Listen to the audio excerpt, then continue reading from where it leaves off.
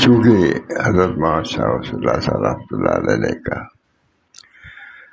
معمول تھا اس کتاب کو سنانے کا، اس شکل میں تو نہیں تھی، فارسی والی سناتے تھے لیکن سناتے رہتے تھے برابر۔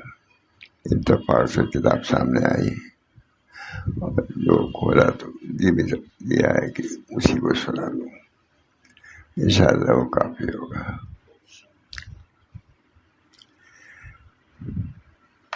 دکھلائی بھی کم پڑتا ہے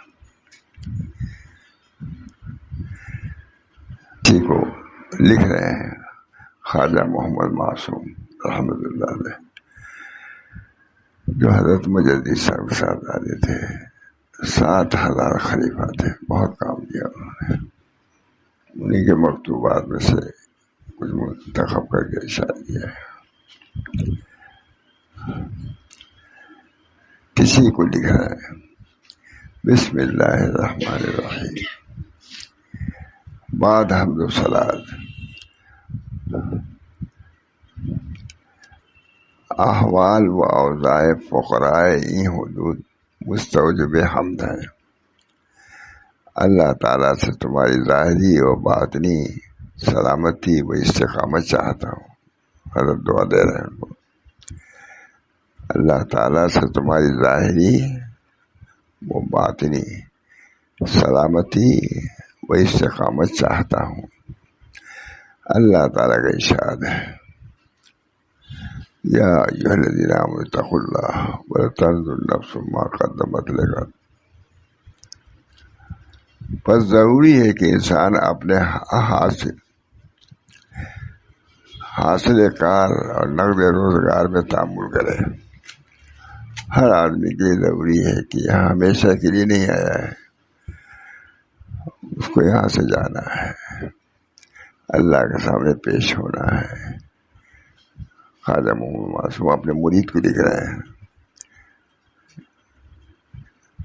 اللہ تعالیٰ تمہاری ظاہری و باطنی سلامتی و استقامت چاہتا ہوں۔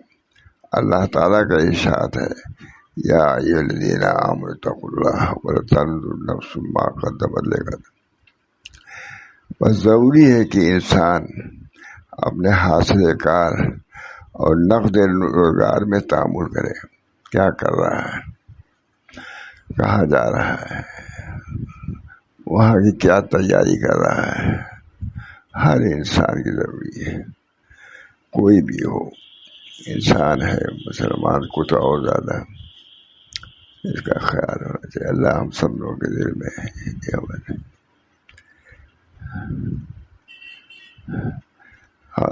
حضرت مولانا شاہ رسول اللہ صاحب اصلاح و تربیت میں تو ماہر ہی تھے۔ کبھی یوں ہی مسجد میں آئے ہوئے بگڑ گئے، ناخوش ہو گئے، پھر بعد میں پوچھتے تھے کچھ اثر ہوا ان لوگوں پر کہ نہیں، یوں ہی کوئی وجہ ظاہر نہیں کرتے تھے، کیا آتے ہو تم لوگ بیکار فضول، اس کسی کو باتیں فرماتے تھے سخت، تاکہ لوگوں پر اثر ہو، اصلاح کی طرف التفات ہو۔ اللہ تعالیٰ ہم سب لوگوں کو توفیق دے اپنے مشائخ کے طریق پر چلنے کی۔ لکھتے ہیں، اللہ تعالیٰ سے تمہاری ظاہری و باطنی سلامتی و استقامت چاہتا ہوں۔ اللہ تعالیٰ کا ارشاد ہے، یا ایھا الذین آمنوا اتقوا اللہ ولتنظر نفس ما قدمت لغد۔ بس ضروری ہے کہ انسان اپنے حاصل کار اور نقد روزگار میں تعامل کرے۔ سوچنا چاہیے، یہ نہیں کہ غفلت کی زندگی 24 گھنٹے میں بھی کچھ نہ یاد آیا، اس قسم کی بات ہے نہیں۔ ایک وقت ایسا ہونا چاہیے کہ آدمی سوچے، وہاں کوئی نے بھی لکھا ہے اس کو، کہ ایک وقت ایسا آنا چاہیے کہ جس میں آدمی سوچے کہ ہم کس لیے آئے، کیوں آئے، ہم کو کیا کرنا ہے، کچھ دیر تک تعامل کر ہی لینا چاہیے۔ اللہ ہم سب کو توفیق دے۔ بس ضروری ہے کہ انسان اپنے حاصل کار اور نقد روزگار میں تعامل کرے، سوچے اور خوب اچھی طرح دیکھے کہ روز موعود قیامت کے لیے جس کی مقدار 50,000 سال کی ہوگی اس نے کیا مہیا کیا ہے؟ مکتوب ہے جواب، ایک کسی طالب کو جواب میں انہوں نے لکھا ہوگا خط، اس کے جواب میں لکھا ہے. بہت اچھے مکتوبات ہیں. ہمارے حضرت ماشاء صلی اللہ علیہ وسلم علیہ اکثر انہیں مکتوبات ہی کو ایک مجلس کرتے تھے. کتاب تھی لیکن وہ اردو میں نہیں تھی، اس میں فارسی میں تھی. تمام علماء ہی رہتے تھے ظاہر ان کی مجلس میں، لیکن زیادہ مکتوبات یہی سنایا کرتے تھے. خواجہ محمد 7,000 خلیفہ تھے، مجدد صاحب کے لڑکے تھے. بس ضروری ہے کہ انسان اپنے حاصل کار اور نقد روزگار میں تعامل کرے اور خوب اچھی طرح دیکھے کہ روز موعود یعنی قیامت کے لیے جس کی مقدار 50,000 سال کی ہوگی اس نے کیا مہیا کیا ہے.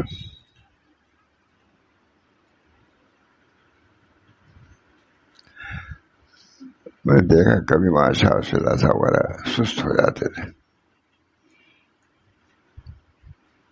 اور اسی سوچ میں جب یہ قیامت وہاں کی پیشی یاد آتی تھی سست ہو جاتے.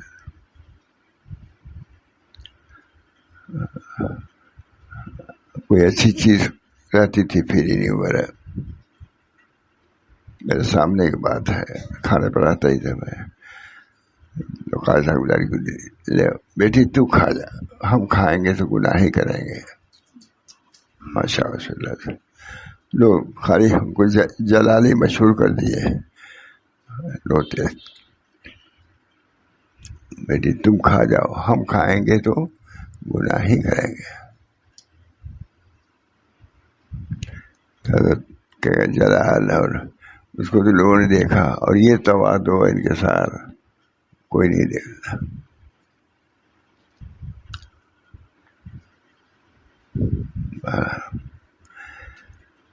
انسان کے لیے ضروری ہے کہ اپنے حاصل کار اور نقل روزگار میں تعامل کرے. جو کر رہا ہے اس پر کیا کر رہا ہوں میں، دین کا کام کر رہا ہوں، یہ دنیا میں بالکل مشغول ہوں، یہ کیا ہو ہاتھ تمہارا. جب غور کرے گا تب تو کچھ آگے بڑھے گا. اور خوب اچھی طرح دیکھے کہ روز موعود یعنی قیامت کے لیے جس کی مقدار 50,000 سال کی ہوگی اس نے کیا مہیا کیا ہے.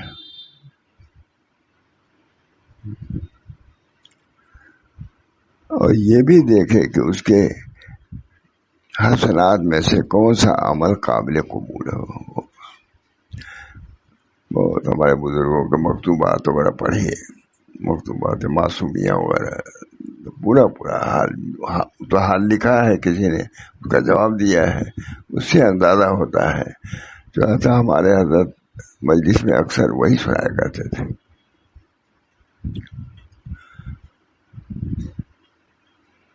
وہی سنایا کرتے تھے. بہت اسے کیا مہیا کیا. اور یہ بھی دیکھے کہ اس کے حسنات میں سے کون سا عمل قابل قبول ہے.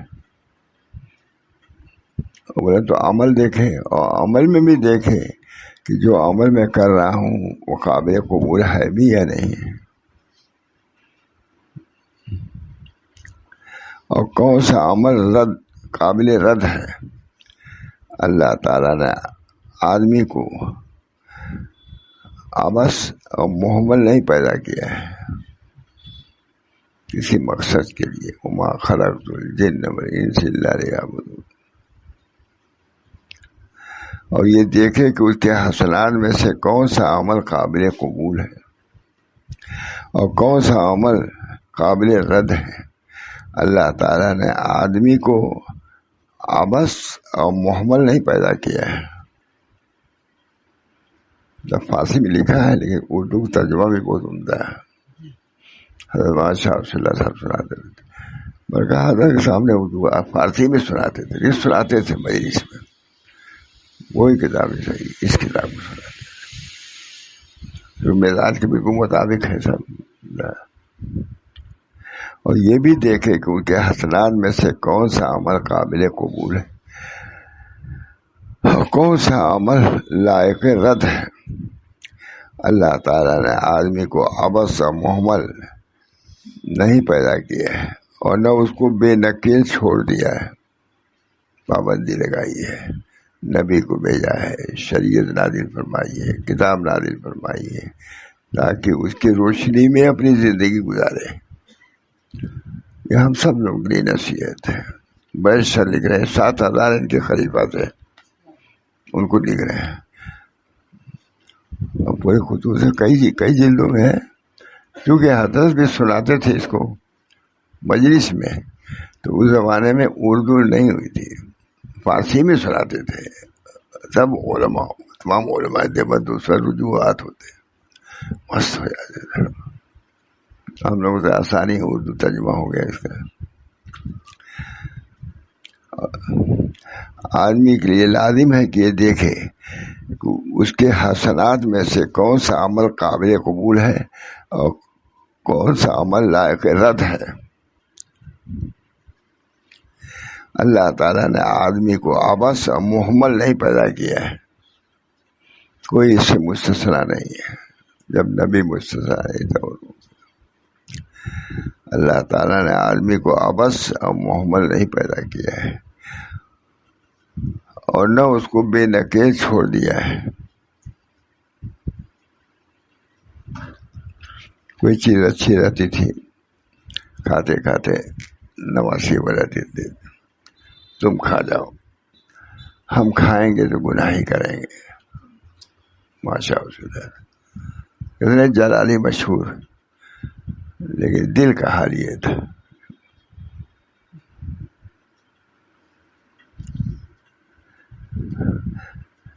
انسان کی تخلیق کا مقصد وظائف بندگی کی ادائیگی اور تحصیل فنا و نیستی ہے، جو کہ حاصل معرفت ہے، اپنے کو پہچاننا، اپنے تم کون ہو، کس لیے پیدا ہوئے ہو، ان مقاصد میں یہ مراقبہ لوگ کرتے تھے۔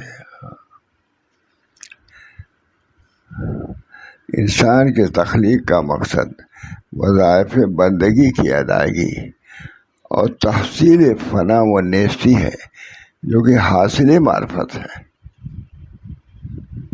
حق تعالیٰ دین خالص چاہتے ہیں۔ اللہ تعالیٰ بات ترجمہ بھی بہت اچھا کیا۔ حق تعالیٰ دین خالص چاہتے ہیں، شرکت پر راضی نہیں ہے۔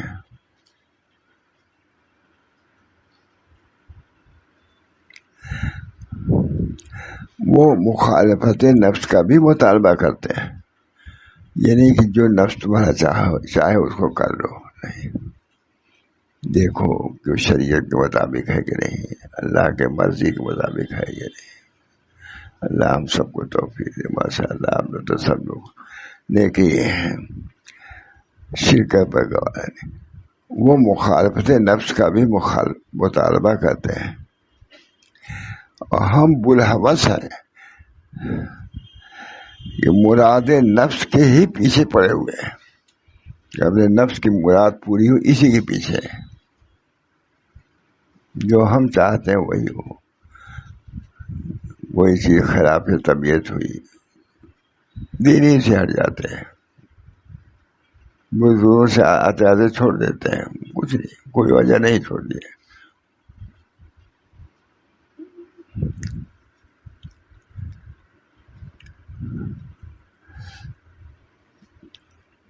ہم بلحوث ہیں کہ مراد نفس کے پیچھے پڑے ہوئے ہیں، لذت عاجلہ کی تحصیل میں کوشاں ہے، جو فوری ایک لذت ہے حاضر، اسی کے پیچھے آگے کیا پیش آنے والا ہے اس کی فکر نہیں۔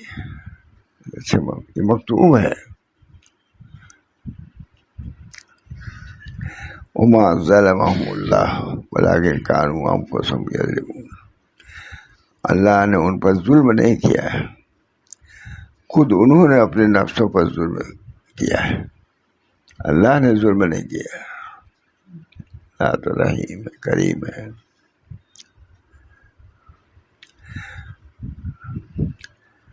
دوستوں سے دعائے سلامتی خاتمہ ایمان کی امید ہے۔ میں بھی دعا کا طالب ہوں۔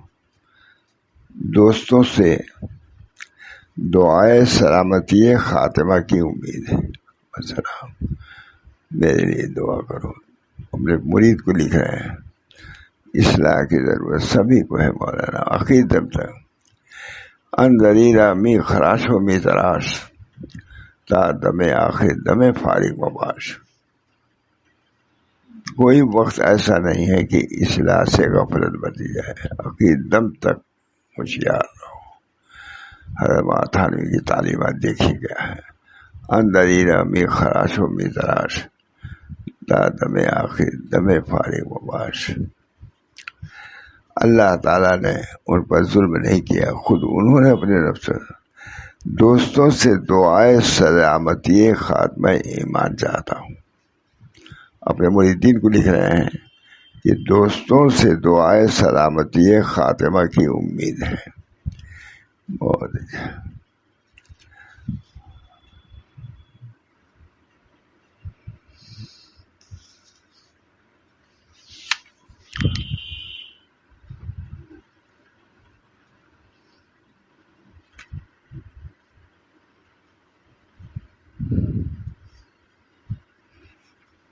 تھوڑی سی بات ہے، علم کی بات ہے۔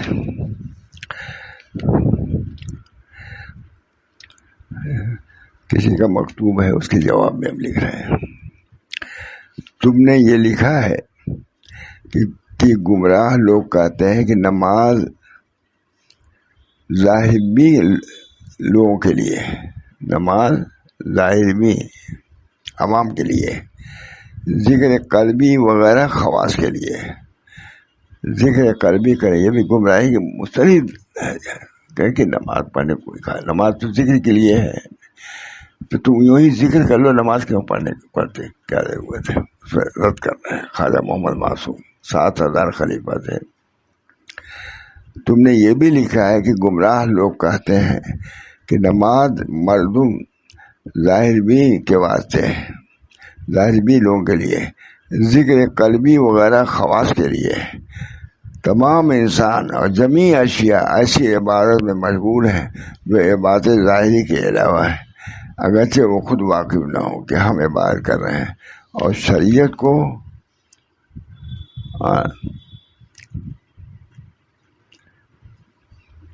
مختومہ جو سا نماز کے سارے احکام شرعیہ کو ایسا کہتا ہے، انتہائی جہالت اور نقصان عقل کی بات ہے۔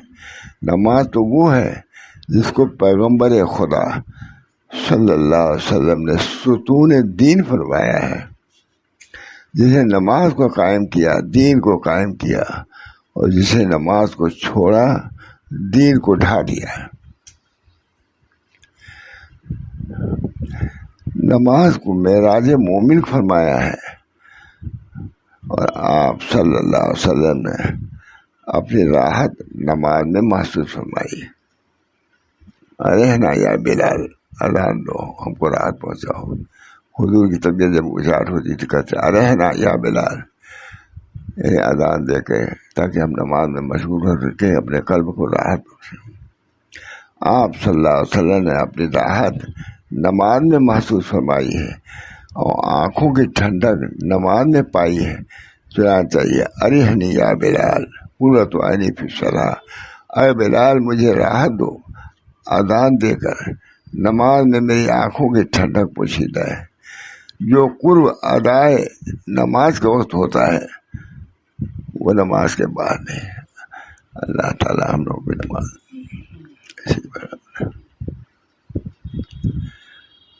حضرت تھانوی کے کسی شخص نے کسی نے پوچھا، بھائی خشوع سے نماز کا کیا مطلب، کون آدمی خشوع؟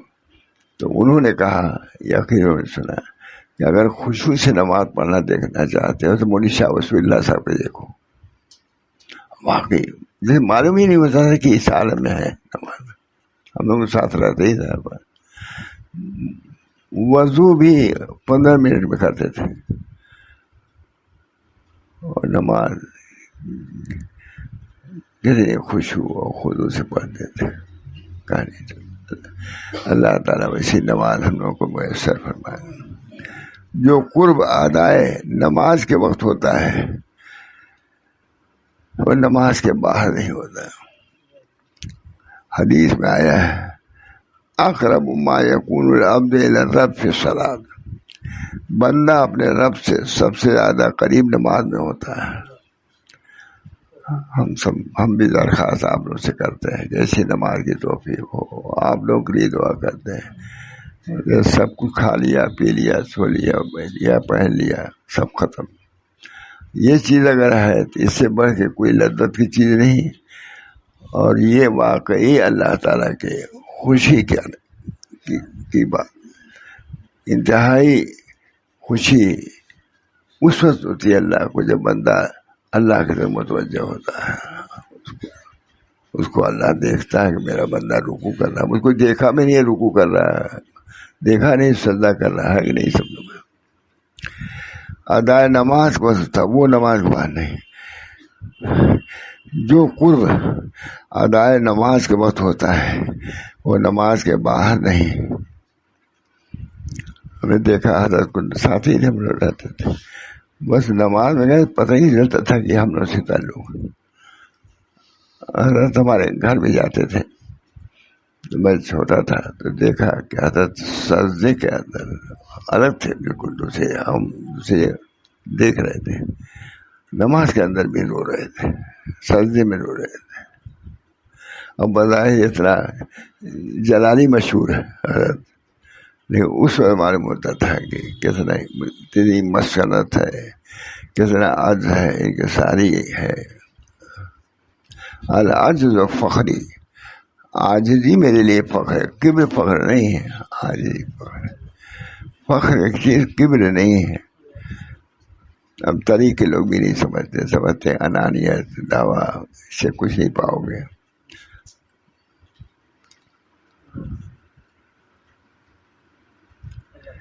جو قرب ادائے نماز کے وقت ہوتا ہے وہ نماز کے باہر نہیں ہوتا. حدیث میں آتا ہے اقرب ما یکون العبد الی الرب فی الصلاۃ، بندہ اپنے رب سے سب سے زیادہ قریب نماز میں ہوتا ہے. حدیث میں یہ بھی آتا ہے کہ درمیان بندہ و خدا جو حجاب ہے وہ نماز میں اٹھا دیا جاتا ہے. نماز میں بندہ نہیں. اللہ ہم لوگوں کو توفیق دے. کسی نے پوچھا کہ بھائی خشوع سے نماز پڑھتے ہوئے کسی کو دیکھا ہے؟ تو تمہارا تھانوی کے کوئی خلیفہ تھے، انہوں نے کہا، پوچھا بھی کوئی نے کہ اگر نماز خشوع سے پڑھتے دیکھا تو مولوی وسیع اللہ کی نماز کو دیکھو. بولے مولانا زیادہ نہیں کہتے تھے، کہا مولوی وسیع اللہ کی نماز دیکھو. نماز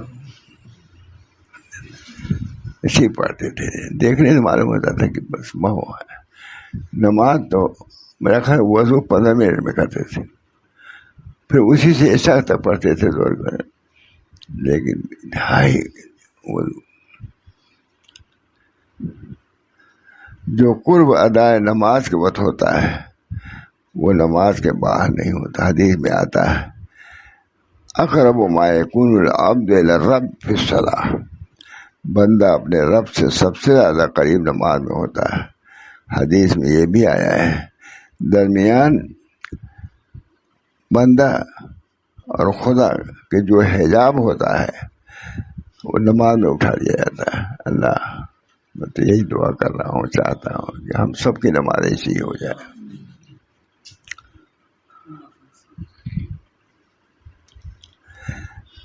بندہ اور خدا جو ہے کے درمیان جو حجاب ہے وہ نماز میں اٹھا دیا جاتا ہے. بہرحال نماز کی اہمیت ہے، تبھی تو خواجہ محمد معصوم یہ ہے 7,000 ان کے خلیفہ تھے. مجددی صاحب کی خود خلیفہ. کیسی نماز ان کی تھی، کیسا ذکر تھا، کیسا جھکاؤ، رکوع سجود سب الگ. اللہ ہم سب لوگوں کو اپنے اکابر کے طریق پر نماز نہیں پڑھنے کی توفیق دے. جملہ اخلاق میں ان کا صحیح معنوں میں متبع بنائے. اخلاق کی درستی کی بھی ضروری ہے اور نماز کی درستی کی بھی ضروری ہے. کامیابی تو کام سے ہوگی نہ کہ حسن کلام سے ہوگی، ذکر کے التزام سے ہوگی اور فکر کے اہتمام سے ہوگی. یہ حضرت سنایا کرتے خلاصہ کچھ ہے. کامیابی تو کام سے ہوگی نہ کہ حسن کلام سے ہوگی، ذکر کے التزام سے ہوگی، فکر کے اہتمام سے ہوگی. اللہ ہم سب کو توفیق دے. وآخر دعوانا اللہ تعالیٰ ہم سب لوگوں کو ذکر حقیقی، نماز حقیقی کی توفیق مرحمت فرمائے اور اللہ تعالیٰ سے خود قوی تعلق پیدا فرما دے. اللہ تعالیٰ ہم سب لوگوں کو دنیا میں بھیجا ہے اپنی محبت اور معرفت سے بھی ہم کو نواز دے. یا ربنا تقبل منا، ربنا تقبل منا انک انت السمیع العلیم برحمتک یا ارحم الراحمین بحرمت سید نبی الکریم صلی اللہ تعالی علیہ وسلم. لا الہ الا اللہ.